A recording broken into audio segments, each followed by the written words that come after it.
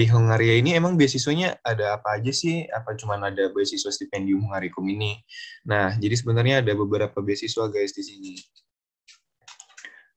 Nah, as you can see here, kalau beasiswa di sini itu ada kurang lebih 4 nih. Yang pertama itu ada beasiswa yang namanya stipendium Hungarikum tadi. Beasiswa ini ada buat S1, S2, dan juga S3. Terus ada juga Hungarian Diaspora Scholarship. Ini juga sama guys, cuman aku buat yang nomor 2, 3, dan 4 aku kurang bisa kasih provide informasi yang lebih, karena di sini aku cuman apply beasiswa yang stipendium, tapi aku lumayan tahu-tahu juga sih, jadi bisa sedikit sharing-sharing ke kalian. Terus kalau yang nomor 3 ini namanya beasiswa Erasmus Mundus Joint Master Degree. Itu cuman buat S2 aja. Terus yang keempat ini beasiswa Kominfo. Ini beasiswa langsung dari pemerintah kita, guys. Sebenarnya baru sih, baru ada dari tahun 2021. Dan kalau buat destinasi pilihan negaranya itu ada di Hungaria, ada di Belanda, ada di China, sama India, setauku.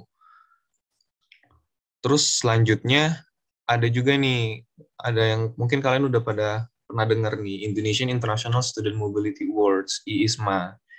Ini program baru sih dari pemerintah kita, dari Kampus Merdeka. Jadi kalian dari yang semester 5 dan sampai semester 7 di Indonesia, kalian bisa coba buat ikutan exchange ke berbagai negara.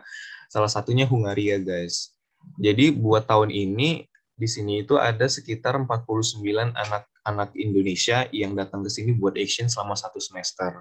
Kalian di sini itu ntar bisa ambil mata kuliah yang di luar major kalian di Indo. Misalnya kalian di Indo belajarnya hubungan internasional, terus di sini mau ambil bisnis bisa, atau kalian mau tetap cari yang mata kuliah yang linier, jadi nggak perlu belajar ilmu lain, dan ilmu yang didapat di sini bisa digunakan juga di Indo.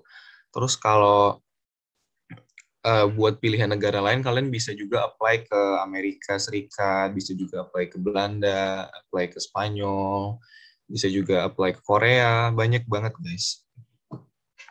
Oke, jadi fokus inti dari webinar kali ini tuh kita bahas yang stipendium Hungarikum ini. Buat kalian penasaran, apa aja sih yang didapat dari beasiswa stipendium Hungarikum ini? Kayak cukup nggak sih buat hidup di sini? Dan aku kalau bisa bilang, cukup banget. Beasiswa ini fully funded. Kalian selama di sini bakalan udah gratis SPP selama sampai kalian tamat, dan juga kalian dapat uang bulanan sekitar 43.700 foreign, atau kalau diubah ke euro 120. Kalau misalnya kalian ubah ke rupiah itu sekitar 2 juta gitu deh. Terus ntar kalian bisa pilih nih, mau tinggal di dorm atau mau tinggal di flat. Kalau misalnya kalian tinggal di dorm, nanti uangnya udah langsung dibayarkan sama pihak pemberi beasiswa. Tapi kalau kalian tinggal di flat, ntar uangnya dikirim ke kalian sebesar 40.000 foreign per bulan. Terus ntar kalian juga dapat medical insurance, terus juga nggak perlu bayar visa, jadi free buat visanya. Terus ini apa yang kalian lihat di screen sekarang, ini didapat untuk yang jenjang S1 dan S2. Kalau jenjang S3, dia dapat monthly stipend yang lebih gede. Sekitar 113.000 foreign, setahu maaf kalau salah. Dan dokumen-dokumennya yang harus di-prepare, ada ini nih. Yang pertama itu ada online application form. Jadi nanti kalian harus buka dulu website-nya di Stipendium Hungarikum. Nah, ntar kalian isi dulu data-datanya di situ seperti biasa. Terus kalian harus siapin pas foto terbaru. Terus juga motivation letter nih. Kalau aku kemarin motivation letternya itu bisa bikin sampai 3. Karena satu buat si pemberi beasiswanya, yang satu lagi buat kampus pilihan pertama, yang keduanya, yang ketiga ini buat kampus pilihan kedua. Soalnya kalau di stipendium ini kalian dikasih kesempatan buat pilih 2 kampus nih maksimumnya.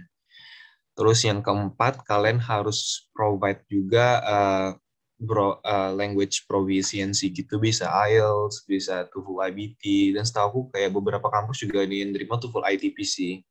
Tapi better untuk make sure dulu, soalnya menurutku dokumen ini termasuk hal yang krusial gitu, yang harus benar-benar diperhatiin dan jangan ada sampai yang ketinggalan gitu atau yang nggak sesuai sama requirement mereka. Terus yang kelima, school certificate. Ini buat kalian yang belum tamat SMA, misalnya sekarang masih di semester 5 ya berarti ya. Itu kalian udah bisa apply. Jadi kalian ntar harus buat surat yang namanya Letter of Expected Graduations. Jadi surat itu berisi tanggal prediksi kalian bakalan lulus tuh kapan. Jadi misalnya biasanya kalau anak SMA itu lulus sekitar bulan Mei atau bulan Juni gitu nggak sih biasanya. Ntar kalian tulis aja di situ kalau saya bakalan lulus di bulan segini, tahun segini. Ntar suratnya kalian minta cap, minta tanda tangan dari ke sekolah. Terus juga transkripnya masukin aja dari yang semester 1 sampai semester 5. Terus juga kalian perlu paspor. Jadi sebelum apply, make sure buat udah apply paspor dulu nih. Nah, yang terakhir itu ada medical certificate. Dia minta kita buat provide kayak chest X-ray, terus HIV/AIDS, ada juga kayak sifilis, vaksin kalian apa gitu-gitu perlu di-provide juga. Nah, buat info lebih lengkapnya kalian bisa cek di website yang ini.